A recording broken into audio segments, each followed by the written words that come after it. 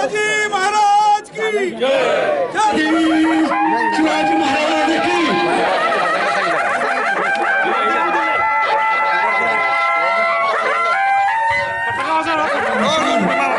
निश्चितच ज्योतीचं प्रज्वलन होऊन विजयाची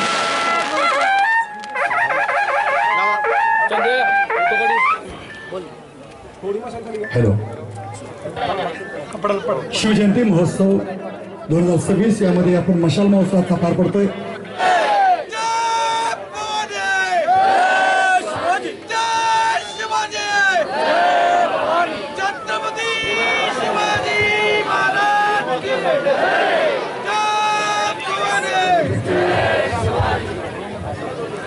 आज 4थं वर्ष आहे सलग या समितीमार्फत शिवजयंती साजरी करायची आणि या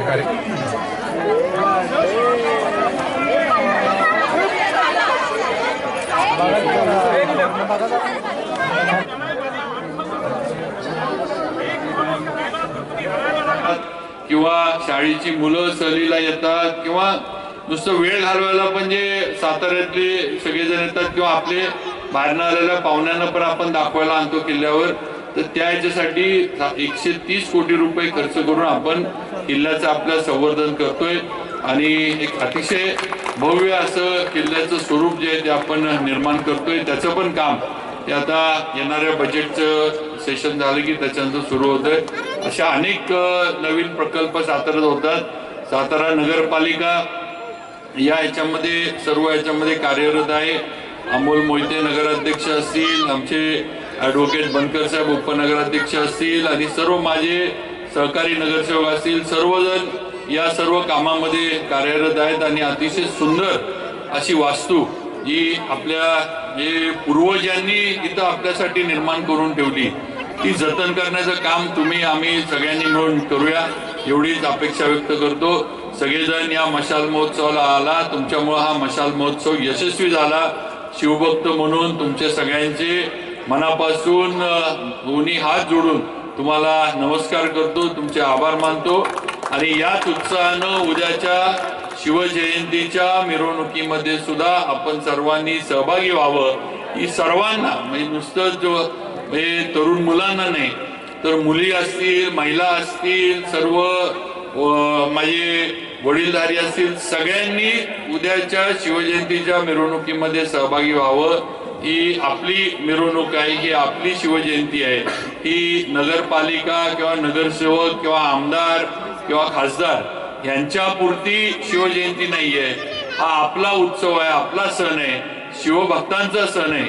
हे आपण सगळ्यांनी लक्षात ठेवा आणि त्या पद्धतीनं सगळ्यांनी शक्यतो पारंपरिक वेशामध्ये आपण आला, झब्बा पायजामा किंवा कुर्ता पायजामा आपण जे म्हणतो तसं घालून तर अतिशय चांगलं होईल। एक वेगळी तेवढं शिवजयंतीला किंवा त्या उत्सवाला एक वेगळी थोडं म्हणजे वेगळी काय म्हणायचं ओळख किंवा एक वेगळी झलक त्या निमित्तानं आपल्याला मिळेल। त्यामुळं त्या पद्धतीनं जेवढं आपल्याला पारंपरिक वेशभूषेमध्ये येता येईल तेवढं उद्या सगळ्यांनी यावं ही विनंती करतो। परत एकदा मला 2 शब्द बोलण्याची संधी दिली त्याबद्दल आपले शिवजयंती उत्सव समिती, सातारा नगरपालिका आणि आपण सर्व उपस्थितांचा मनपूर्वक आभार मानतो आणि थांबतो। जय हिंद, जय महाराष्ट्र, जय सातारा।